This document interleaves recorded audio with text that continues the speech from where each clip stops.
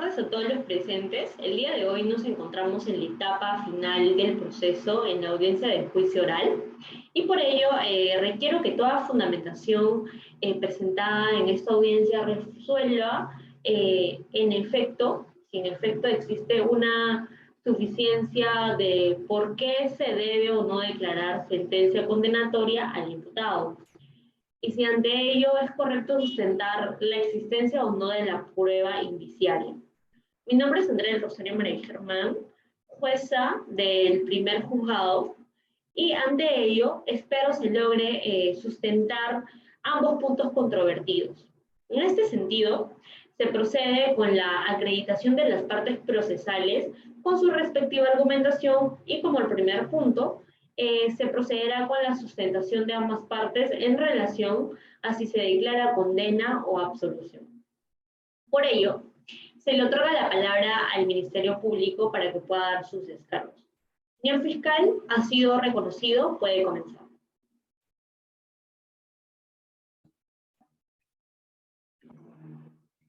Ahora, les doy permiso para poder oralizar cómo citar. Saludos a su señoría y a todos los presentes. En representación del Ministerio Público, quien le habla es Jesús Ernesto Benito Nostroza, fiscal de la Tercera Fiscalía especializada en delitos contra el patrimonio de Lima Sur.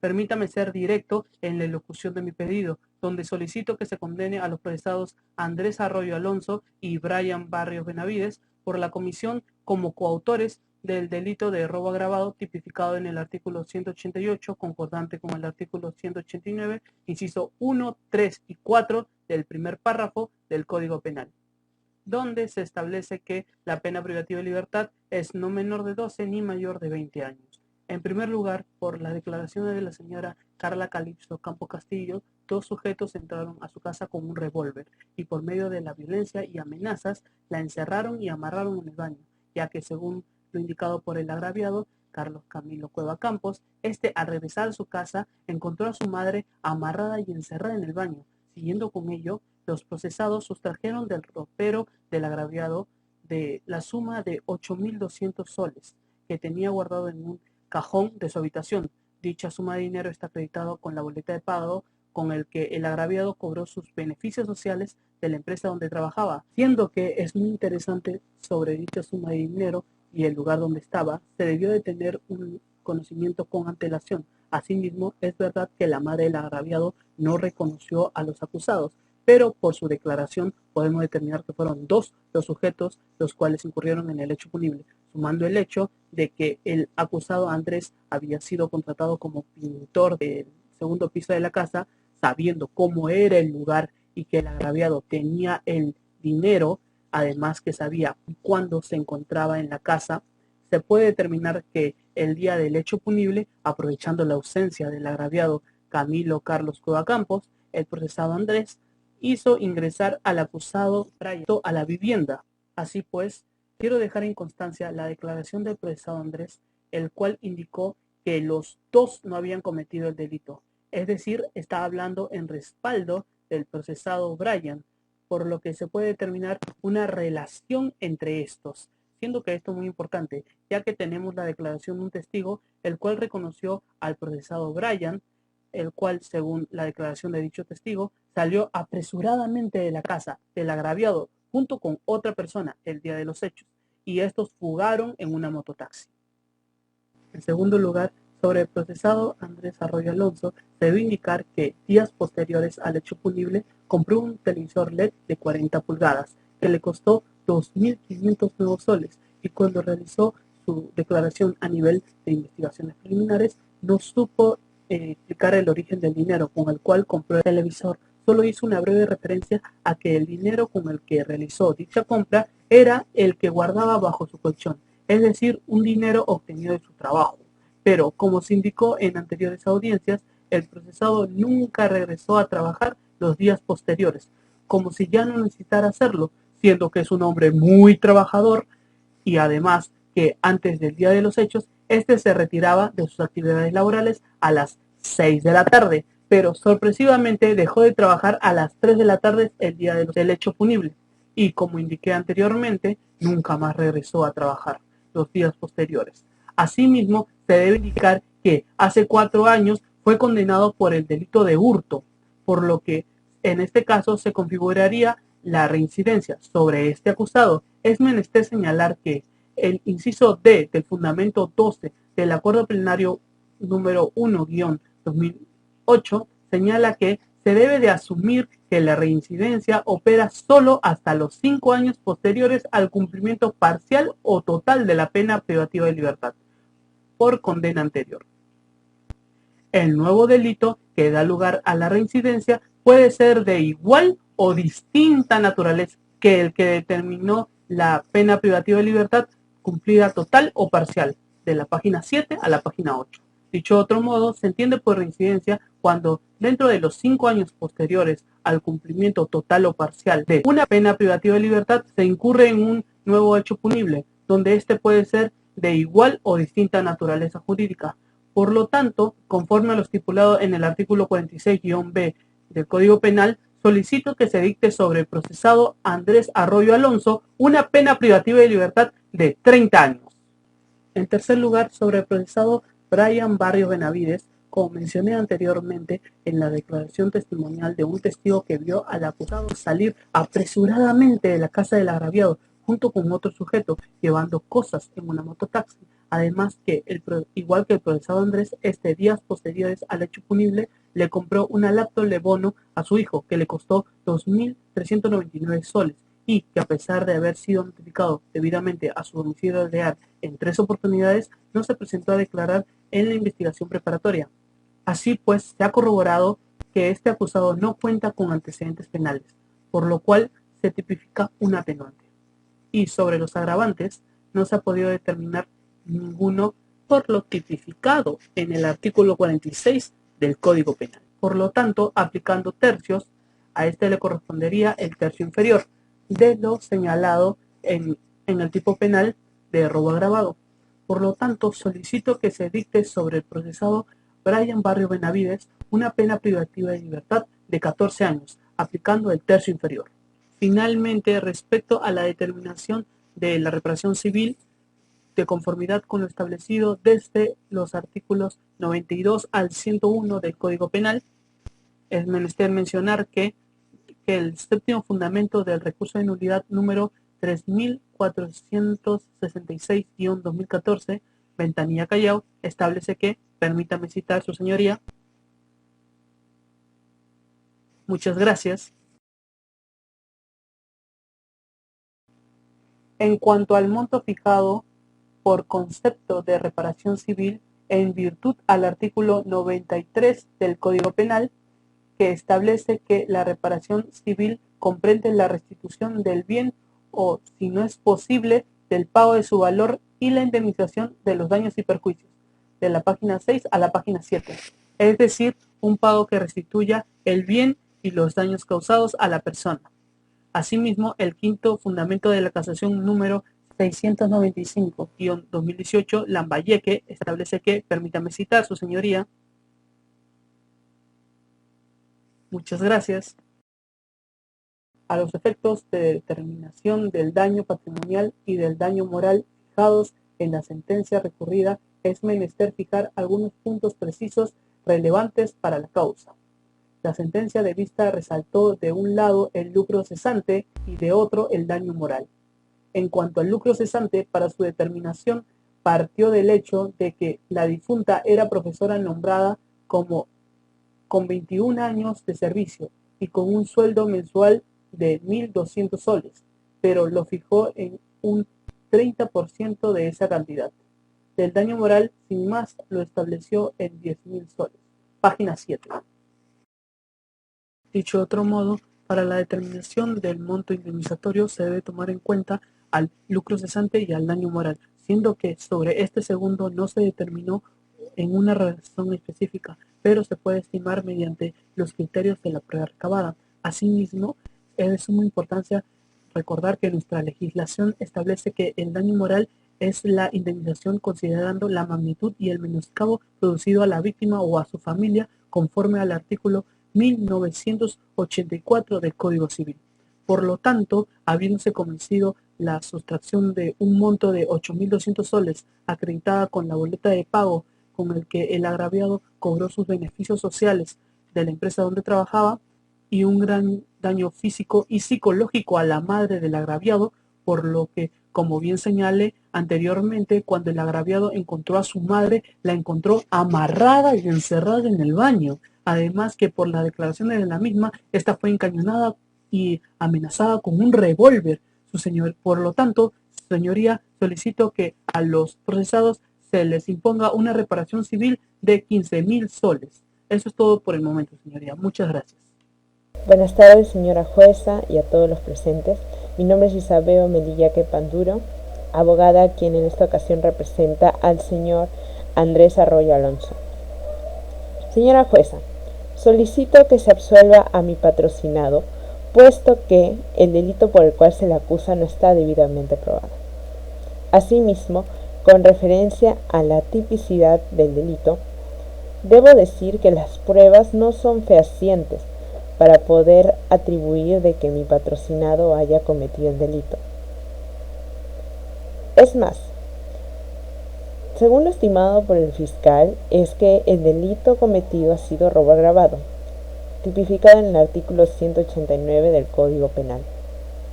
Sin embargo, esto no concuerda con la descripción que hacen los testigos. Señora jueza, permítame citar a Almanza y Peña del libro Teoría del Delito, escrito en el 2010. Muchas gracias, señora jueza. Como lo dije anteriormente, Almanza y Peña del 2010, en el libro Teoría del Delito, conceptualizan a la tipicidad de la siguiente manera. Es la adecuación del acto humano voluntario ejecutado por el sujeto a la figura descrita por la ley penal como delito.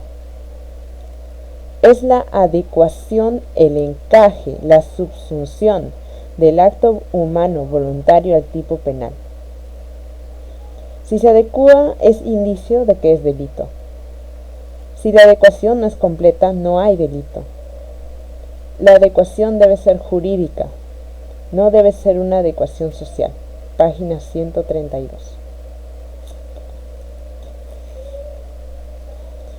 Es decir, señora jueza, debe haber una concordancia con la conducta y con lo que está expuesto en la ley penal. En el caso en concreto, no nos encontramos ante este panorama. Por lo tanto, no hay tipicidad. En cuanto a la pena privativa de libertad y analizando el punto anterior, podemos decir que no resultaría aplicable el quantum por el cual está solicitando el fiscal, que son 30 años. Al contrario, señora jueza, al no ser señalado mi patrocinado como uno de los responsables, no se impondría una pena privativa de libertad. Adicionalmente, el pago de la reparación civil no procedería, ya que mi patrocinado no es causante de los daños que está atribuyendo el fiscal. Con relación a ello, señora jueza, permítame citar el fundamento segundo de derecho de la casación 695-2018. Lambayeque. Muchas gracias, señora jueza. En este fundamento se indica lo siguiente: que la reparación civil es una institución de derecho civil e integra el objeto civil del proceso penal. Está sujeta a sus propias reglas de imputación y a los principios y directivas típicas del derecho civil. Se requiere que una determinada conducta, más allá de que se le considere delito o no, cause un daño civil. En suma, siendo este caso donde se puede determinar si un acto es delito o no, en esta ocasión, como no hay cierta atribución, no sería pertinente que haya pago de reparación civil, porque mi patrocinado no tiene ni responsabilidad penal ni tampoco responsabilidad civil, señora jueza. Gracias. Un cordial saludo, señora jueza, y a todas las partes procesales presentes este día. Mi nombre es María Gracia Dueñas Jacobs y soy la abogada defensora del señor Brian Beto Barrios Benavides, quien hay que decirlo, injustamente está siendo procesado por únicamente cumplir con un servicio de mototaxi.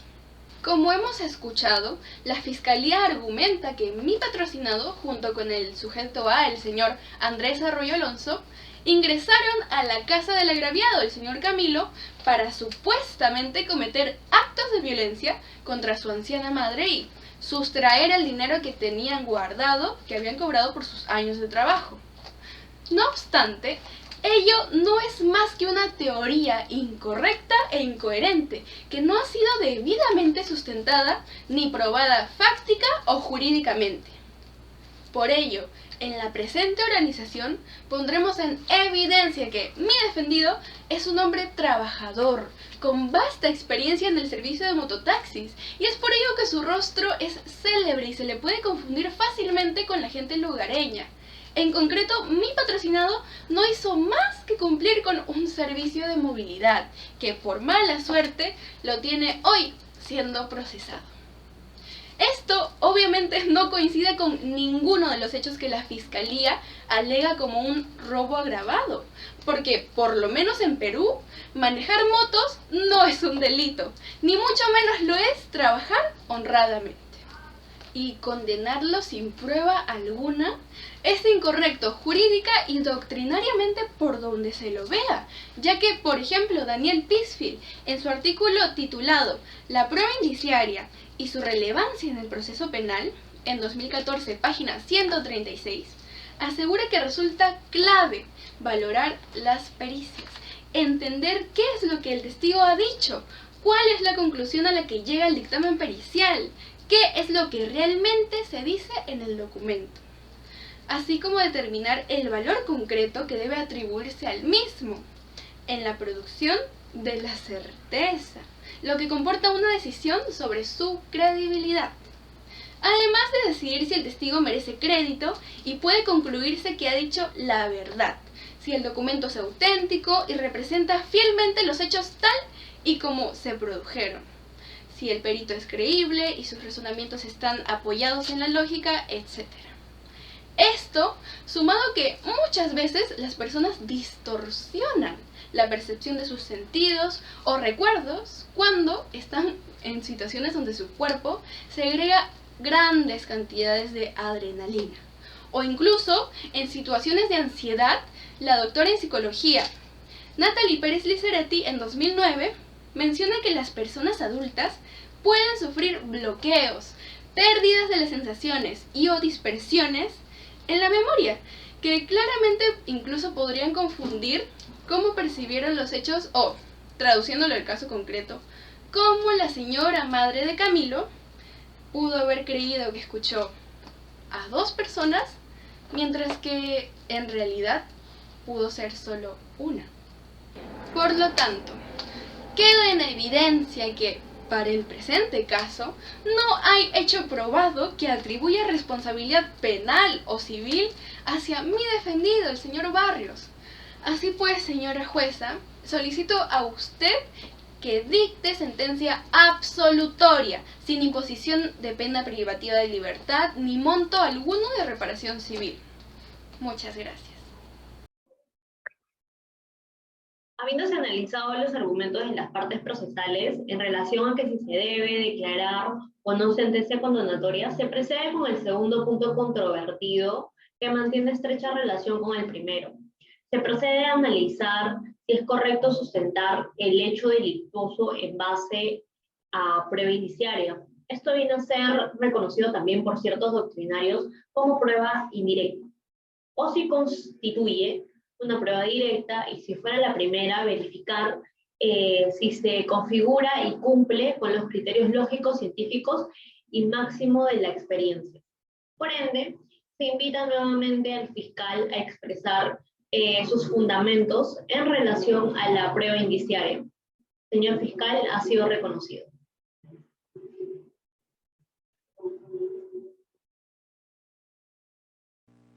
Muchas gracias, señoría. Por lo indicado por los abogados defensores, quiero señalar que en este caso, por lo indicado anteriormente sobre los hechos y las pruebas presentadas, estas configuran como prueba indiciaria, hecho curioso cuando los abogados alegaron del por qué se debe absolver a sus respectivos patrocinados, pues por la información señalada es verdad que nadie vio a los acusados sacar el dinero, pero ello no quiere decir que nadie estuvo el día de los hechos punibles. Es más, si solo se tomara el cuento de que porque nadie los vio no se puede culpar, estaríamos embarrando el objeto del por qué venimos ante estas salas, estaríamos ejecutando a la justicia. Pues bien, como señalé anteriormente, primero, por el testimonio del agraviado, cuando llegó a su casa, encontró a su madre atada y encerrada en el baño, además de la sustracción del dinero que tenía en el cajón de su habitación. Segundo, por el testimonio de la madre del agraviado, esta señaló que eran dos sujetos los cuales, mediante violencia y amenaza a mano armada, la encerraron en el baño.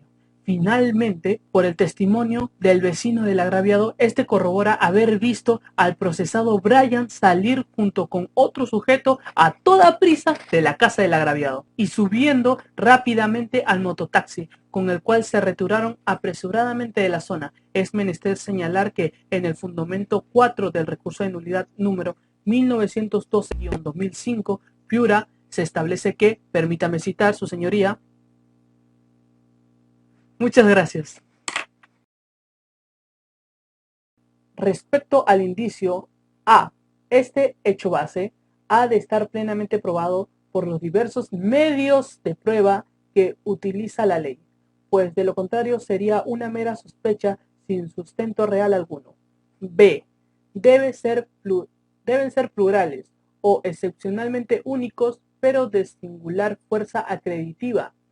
C, también conminantes al hecho que se trate de probar. Los indicios deben ser periféricos respecto al dato fáctico a probar y desde luego no todos lo son. Y deben estar interrelacionados cuando sean varios de modo que se refuercen entre sí y que no excluyen el hecho consecuente.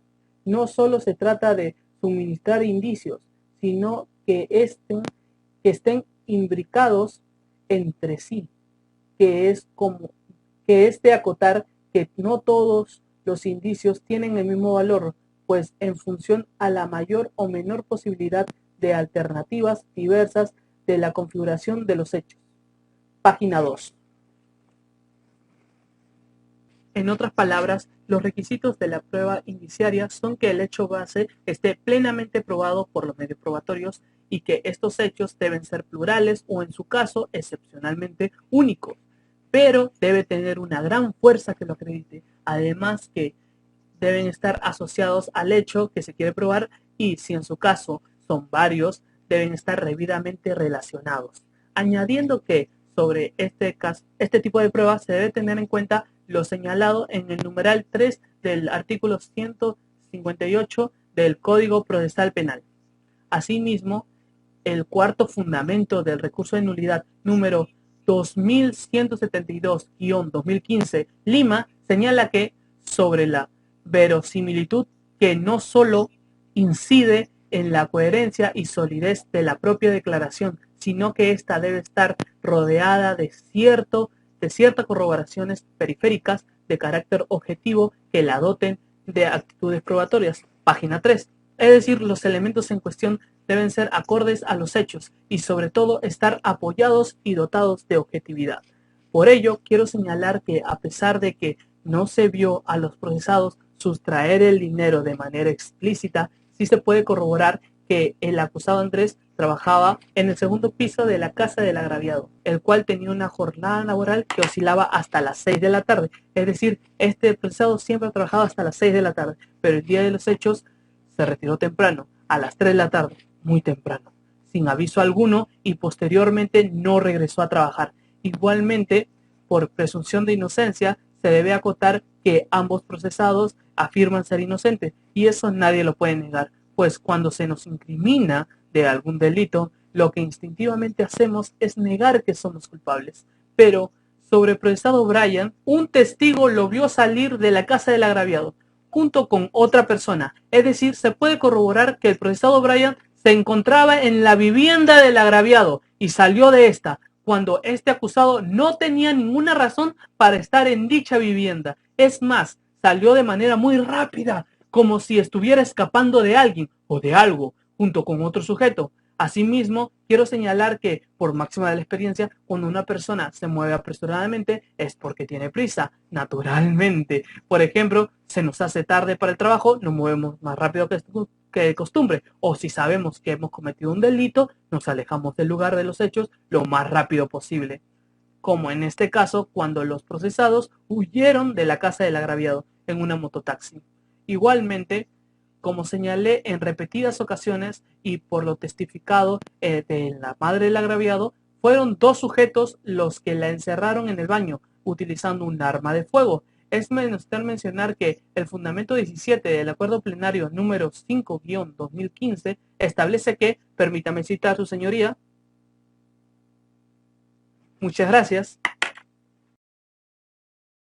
quien utiliza el arma aun cuando ésta no sea apta para disparar por deterioro, falsedad o sea simulada o de juguete, genera un ámbito de diferencia con el delito de robo simple, y en el cual el sujeto pasivo puede ejercer efectivamente resistencia ante un riesgo que no tiene la misma magnitud de la amenaza que cuando se porta un arma. Página 5.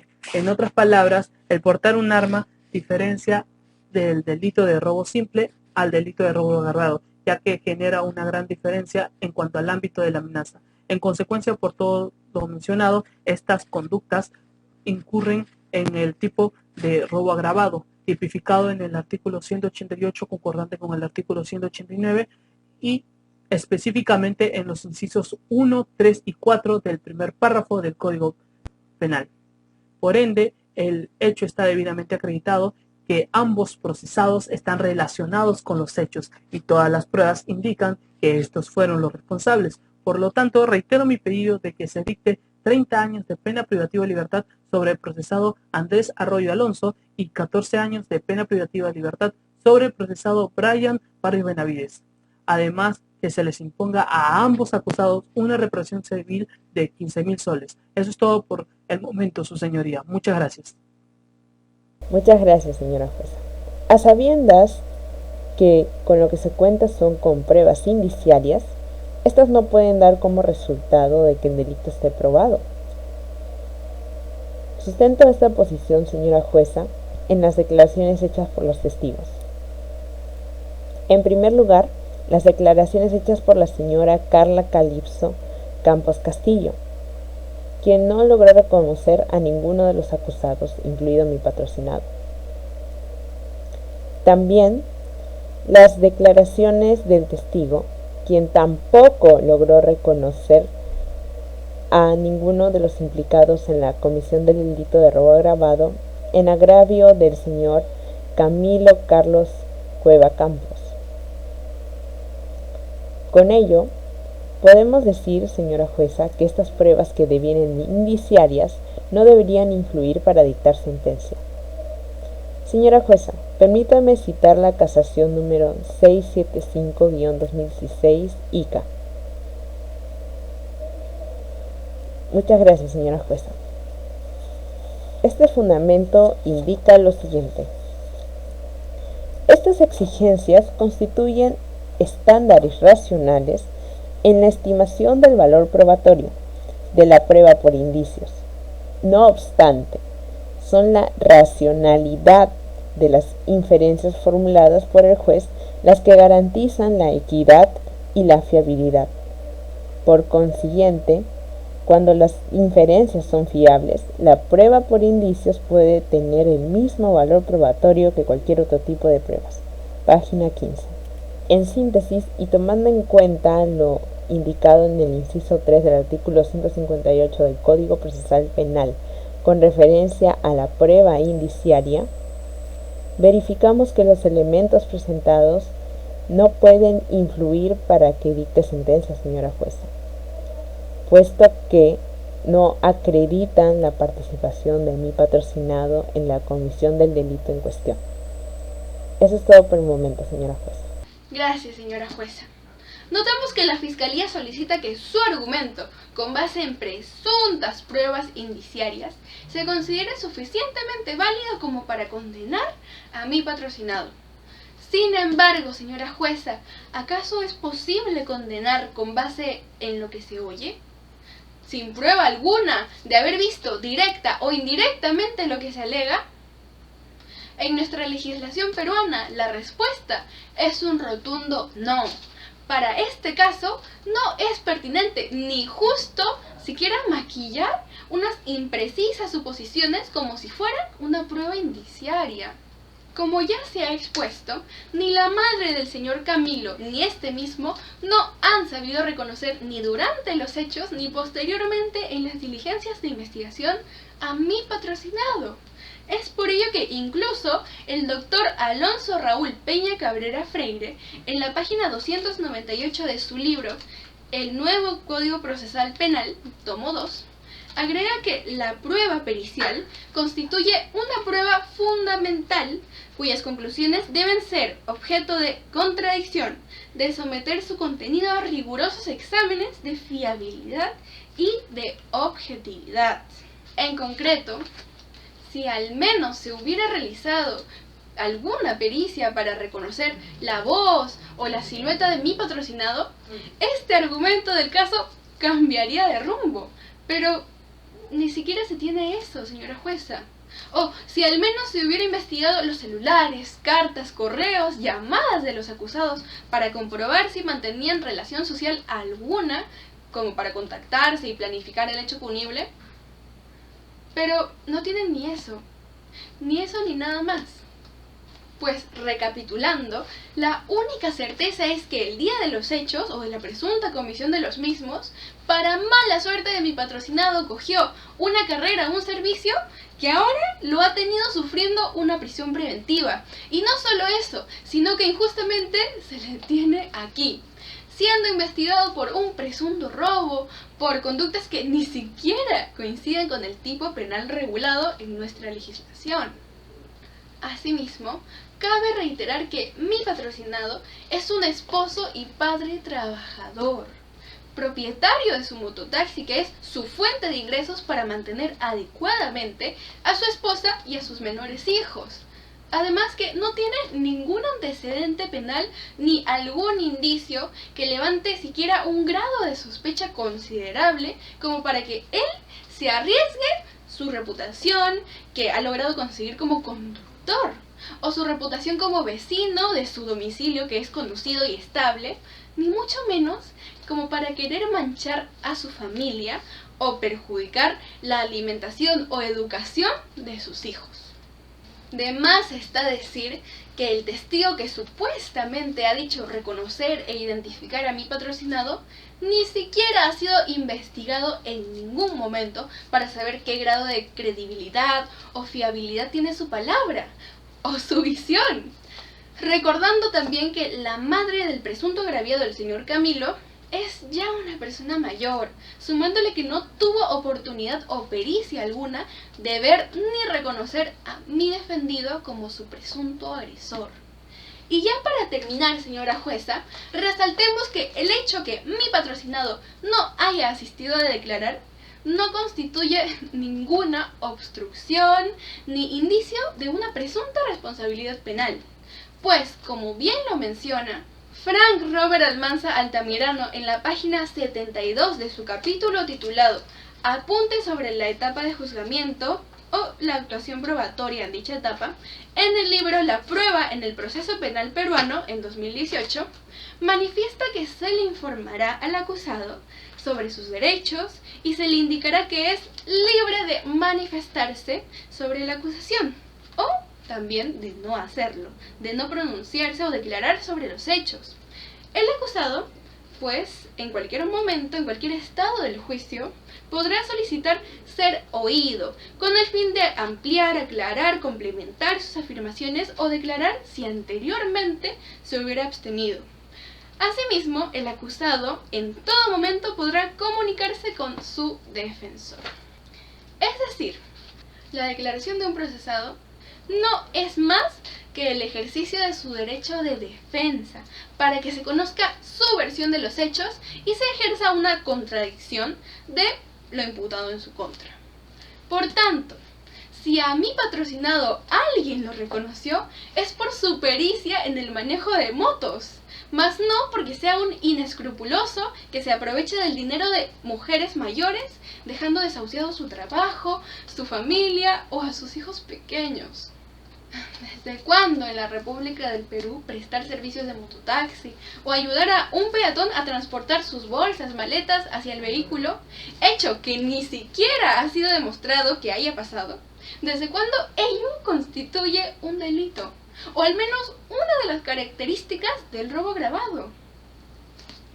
De hecho, el sexto fundamento del Acuerdo Plenario número 2-2005/CJ-116, en su página 25, determina que, si bien el juzgador o la sala sentenciadora son soberanos en la apreciación de la prueba, esta no puede llevarse a cabo sin limitación alguna, sino que sobre la base de una actividad probatoria concreta.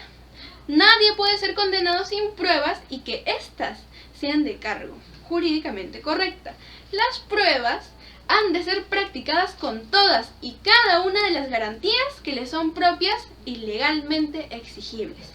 Se ha de llevar a cabo con arreglo a las normas de la lógica, máximas de la experiencia, determinadas desde parámetros objetivos, o de la sana crítica razonándola debidamente. Concretamente, condenar a una persona por hechos sin tipicidad o por suposiciones que carecen totalmente de sustento contraviene todo lo que conocemos como principio. Concretamente, condenar a una persona por hechos sin tipicidad o por suposiciones que carecen totalmente de sustento contraviene todo lo que conocemos como principios justos del derecho. Demostramos, pues, que no hay certeza alguna, ni típica, ni fáctica, ni mucho menos jurídica, de que mi defendido, el señor Bryan, haya cometido el hecho materia de este proceso. Por consiguiente, debe ser absuelto mediante la sentencia que seguramente usted dictará hoy, señora jueza. Mil gracias. Habiendo escuchado correspondientemente los argumentos de ambas partes procesales en relación a la prueba indiciaria, se procederá con presentar los alegatos finales en relación a los dos tópicos expuestos en la audiencia. Es decir, argumentar por qué motivo solicitan sus pedidos. En este sentido, señor fiscal, se le invita a dar uso de la palabra.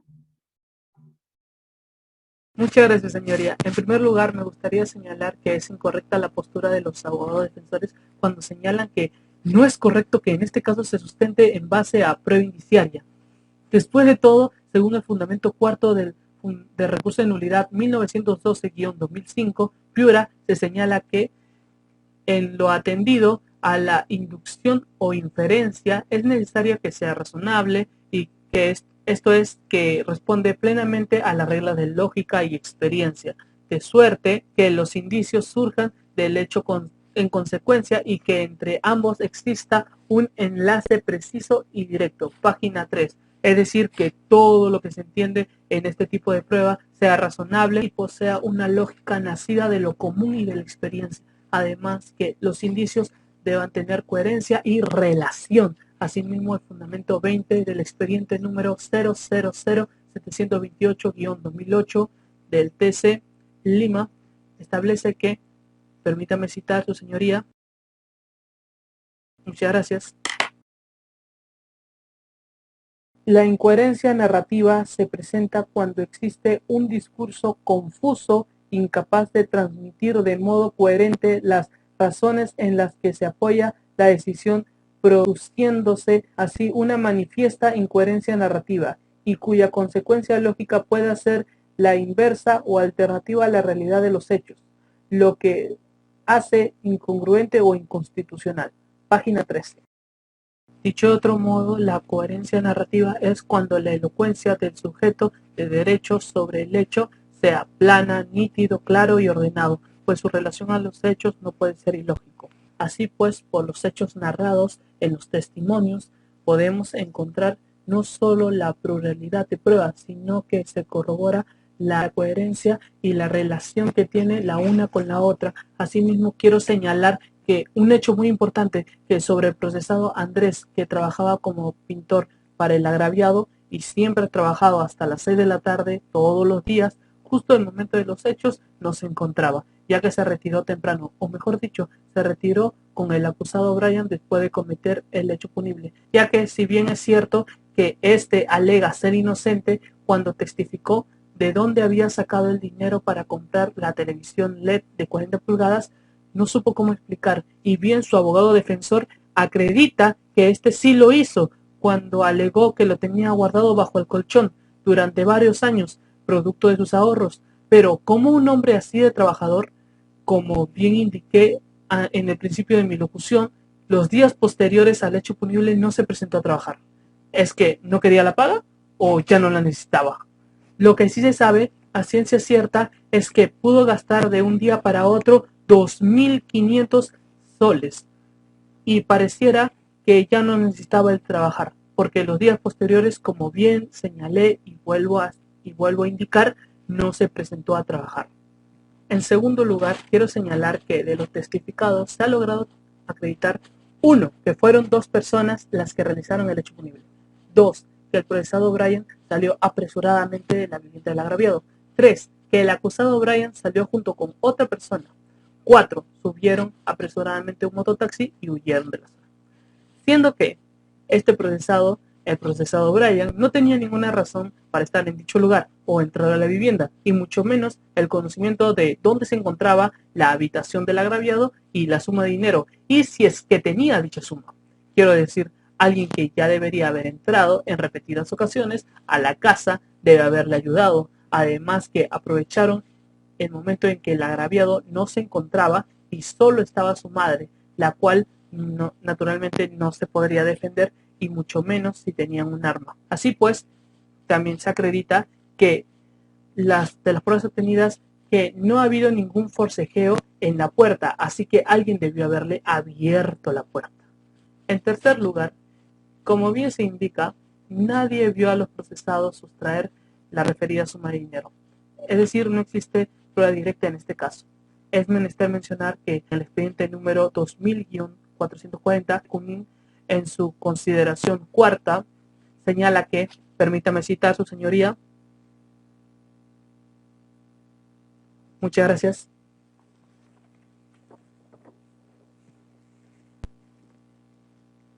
que siendo esto así, no existiendo prueba histórica o directa sobre el hecho incriminado, se tiene que recurrir indudablemente a la prueba indirecta o indiciaria, en el entendimiento de que indicio es un hecho conocido del cual se induce otro hecho desconocido, mediante un argumento probatorio que de aquel se obtiene en virtud de una operación lógica crítica basada en normas generales de la experiencia o en principios científicos o técnicos. En otras palabras, ante un caso donde no exista prueba directa, se debe recurrir a la prueba indiciaria, donde se debe tener en cuenta que los hechos deben estar relacionados con el caso y que deben ser coherentes. Además que el derecho a la prueba forma parte de un derecho constitucional. Por lo tanto, no se puede dejar de lado. Dicho esto, bajo el principio de pertenencia, todos los medios probatorios deben estar relacionados con el hecho, como aquí sucede.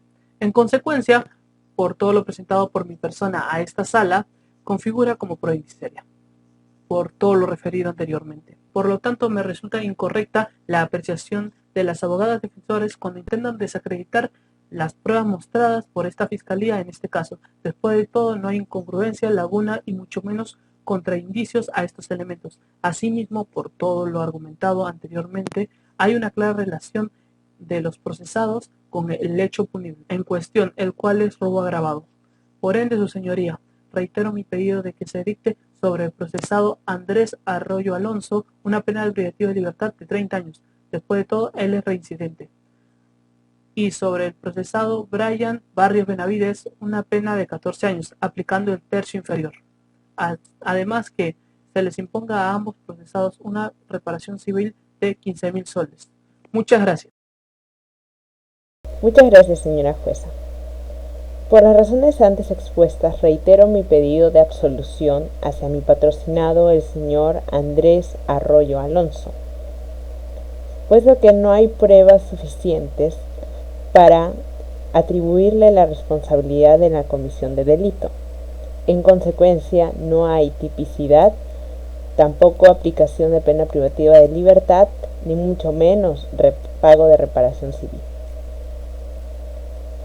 Después, ante esto, señora jueza, permítame citar a Zumbón 2014 en el libro Manual de Sentencias Penales, Aspectos Generales de Estructura, Argumentación y Valoración Probatoria, Reflexiones y Sugerencias. Muchas gracias, señora jueza. Según lo que dijo Zumbón en este libro, se menciona lo siguiente. La fundamentación de la sentencia es la parte más difícil en la elaboración de una decisión judicial. Una sentencia debe ser fundamentada con todos los elementos esenciales que respaldan la parte dispositiva. Para cualquier juez, esta es una tarea difícil y se complica aún más, pues, además de tener que ser comprensible para el acusado, las víctimas y el público en general tienen que convencer al tribunal de alzada de que la decisión asumida es la correcta. Página 33. En otras palabras, señora jueza, hemos cumplido con fundamentar debidamente nuestro pedido de absolución elaborado por nuestra parte, esperando que el resultado sea satisfactorio, ya que queremos reforzar esta solicitud. Muchas gracias, señora jueza. Eso es todo por nuestra parte. Muchas gracias, señora jueza. Nos mantenemos firmes en nuestra solicitud inicial, viendo que la Fiscalía continúa siendo incoherente, imprecisa y redundante en su argumentación, pues únicamente oraliza con base en suposiciones, dejando cabos sueltos, sin sustentar en elementos certeros, coherentes ni hechos probados. De hecho, Pablo Talavera Helguera, en su libro La Prueba, en 2019, página 141, afirma que en el indicio leve, el hecho indicado es apenas una consecuencia probable que se infiere del hecho indicador. En otros términos, del hecho indicador pueden deducirse apenas circunstancias del hecho indicado. No puede deducirse que una persona sea la autora de la muerte de otra por el simple hecho de haberla amenazado. O traduciéndolo para el presente caso, no se puede condenar a una persona sin video, foto o elemento alguno que contradiga que únicamente estaba prestando un servicio de taxi o mototaxi, solo por verlos juntos en una misma moto. Ello no es posible. Asimismo, la Corte Suprema, en el sexto fundamento del recurso de nulidad 286-2018/Lima, página 7, refiere que para imponer una sentencia condenatoria es preciso que el juzgador haya llegado a la certeza respecto a la materialidad del delito y responsabilidad del encausado, la cual solo se puede generar con una suficiente actuación probatoria que permita desvirtuar su presunción de inocencia. Así pues, esto es una injusta afectación a la libertad de un peruano inocente, de un padre trabajador. Viendo lo expuesto, es que la presente defensa técnica reitera en pedirle a usted, señora jueza, que dicte sentencia absolutoria respecto de mi patrocinado, el señor Brian Beto Barrios Benavides, dejándolo en libertad y sin tener que pagar reparación civil alguna. Siendo pues que no existe coincidencia alguna con el delito imputado, los agraviados no reconocieron a mi patrocinado, el testigo no ha acreditado absolutamente nada de lo que oralizó, no existen videos, ni fotos, ni más testigos. En otros términos, ninguno de los presuntos hechos han sido mínimamente probados como para dictar una condena respecto del señor Barrios. Por lo tanto, debe quedar libre. Eso es todo por mi parte, señora jueza. Mil gracias. Y bueno, habiendo culminado con todos los argumentos concernientes al caso, este despacho se tomará un tiempo para proceder con la fundamentación del acto resolutivo en relación al caso en concreto. Durante el transcurso de la audiencia, las partes procesales han presentado diversos argumentos que sostienen sus petitorios y observaciones, algunas más convincentes que otras. Sin embargo, no hay que olvidar que nos encontramos en juicio oral, la etapa definitiva en donde un imputado puede ser condenado o absuelto, y que toda resolución emitida por el despacho judicial impacta directamente en la presunción para convertirse en certeza. Como menciona Binda, en el año 1993, en sus páginas 233, la etapa de juicio oral, donde menciona que la etapa de juicio oral es la más importante, pues aquí se decidirá si se mantiene la presunción de inocencia o no. Bien, el Tribunal Constitucional ha dejado establecido a través de la jurisprudencia en la sentencia 01480 PATC, que el derecho a la debida motivación de las resoluciones importa que los jueces, al resolver las causas, expresen las razones o justificaciones objetivas que los llevan a tomar una determinada decisión.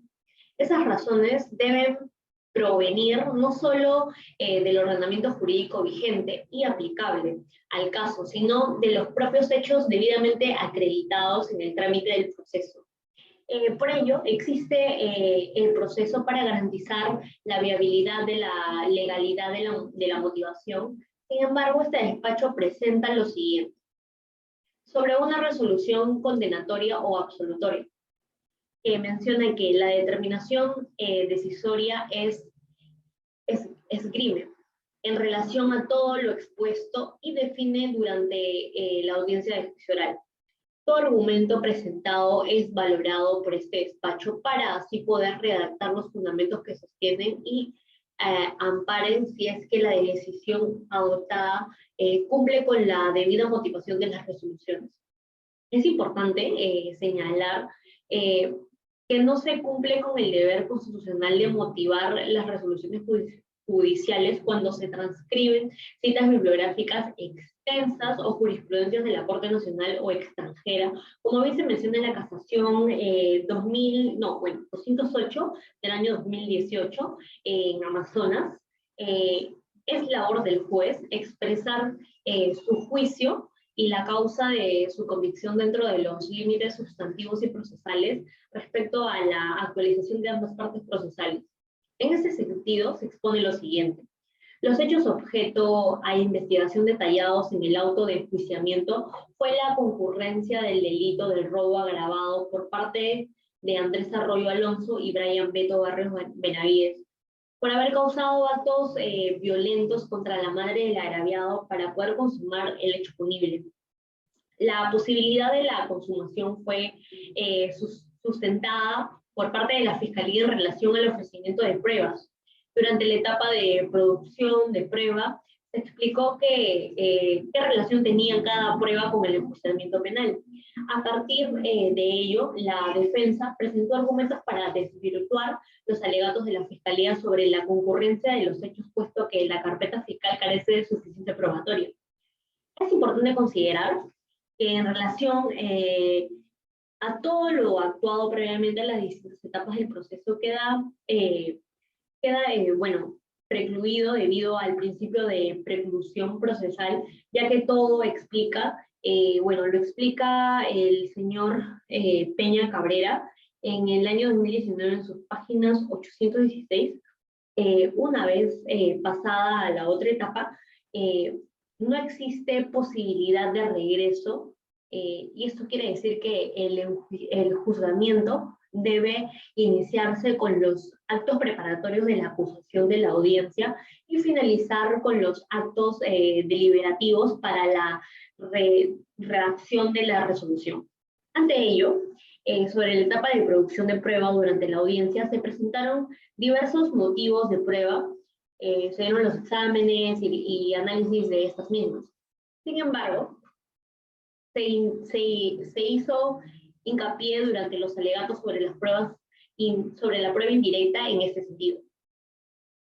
Sobre la prueba indiciaria, Tarufo, en el año 2002, en la página 480, manifiesta que la prueba podrá definirse como directa o indirecta en función de la relación que se dé entre el hecho a probar y el objeto de prueba.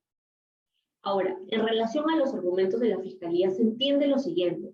Prueba directa como la madre del agraviado violentada y el dinero sustraído, y la prueba indirecta como los indicios de los imputados saliendo rápido del lugar de los hechos, del no retorno al lugar de trabajo y la presencia incierta del dinero consumido.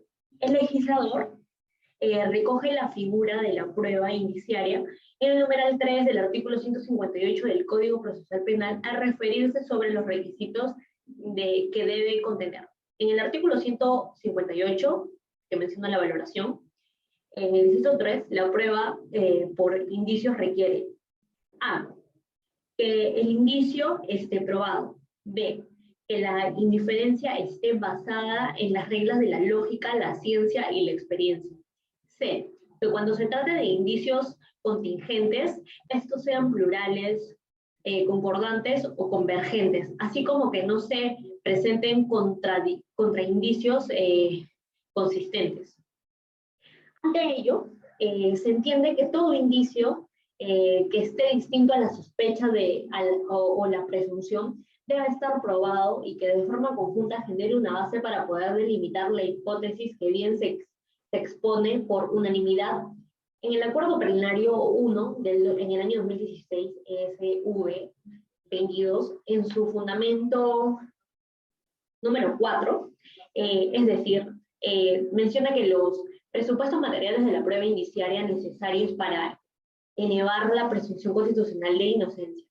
En este sentido, todo argumento y base indiciaria debe ser analizada en un conjunto y que todo debe ser debidamente motivado para no incurrir en la nulidad procesal, pues la aptitud probatoria de los indicios se obtiene a partir de su análisis en conjunto. No es correcto, en consecuencia, proceder a una valoración individualizada. Esto involucra que la evaluación y que el órgano jurisdiccional deba realizar siempre una lectura integral del conjunto de indicios presentados, a partir de lo cual pueda determinar su coherencia. Ahora, también la correspondencia y no contradicción, por lo que los fundamentos que se deben expresar en una resolución de este tipo, ya sea para la absolución o condena de las personas que se encuentren imputadas, deban dirigirse a realizar este análisis de conjunto, esto es, a explicar si existe correspondencia y concomitancia entre los indicios evaluados, o en su caso, argumentar sobre la contradicción que existen entre ellos. Por tal razón, por tal motivo, el razonamiento es el siguiente. En primer lugar, dos personas ingresan al domicilio, ambos del sexo masculino, según la descripción. Luego los testigos indican la salida de dos personas de dicho domicilio de forma errónea. Estas dos personas, según las pruebas, serían los dos imputados. En este segundo lugar, el entorno de los imputados al lugar del trabajo. Las compras posteriores que se generaron por grandes cantidades de dinero, la inexistencia de negocios ilícitos que justifiquen el incremento patrimonial, y en tercer lugar, las incongruencias de las declaraciones de los imputados y la inseguridad de los mismos, como los antecedentes y su no colaboración en las etapas previas del proceso. Todo ello, en su conjunto y su fuerza conviccional, permiten inferir razonablemente la inervación de la presunción de inocencia y por ende justificar una sentencia condenatoria. Con respecto a la reparación civil, se debe tener presente lo dispuesto por la Corte Suprema de la República de Recurso de Nulidad número 216/2005, de fecha 14 de abril de 2005, que señala que esta importa el resarcimiento del bien o indemnización que por quien produjo el daño delictivo, cuando el hecho afectó el interés, particular de la víctima, que conforme lo estipulado el artículo 93 del Código Penal, la reparación civil comprende a la restitución del bien o, si no posible, al pago de su valor, B, la indemnización de los daños y perjuicios. Ahora, por ello, se resuelve estando los fundamentos previamente dilucidados, se encuentra plenamente acreditada la comisión del delito de robo agraviado en agravio de Camilo Carlos Cueva Campos. Lo siguiente. La decisión es: se condena a Andrés Arroyo Alonso y Brian Barrios Benavides por la comisión como coautores del delito de robo agravado, tipificado en el artículo 188, concordante con el artículo 189, inciso 1, 3 y 4 del primer párrafo del Código Penal. Imponiéndose al sentenciado Andrés Arroyo Alonso 30 años de pena privativa de la libertad efectiva con una reparación civil de 7.500 soles por daños y perjuicios. Y el sentenciado Brian Barrios Barrientos 14 años de pena privativa de libertad con una reparación civil de 7.500 soles por daños y perjuicios. Se notifica a la Fiscalía esté conforme, reserve su derecho o desea apelar. Conforme, su señoría. Apelo, señora jueza. Apelo, su señoría.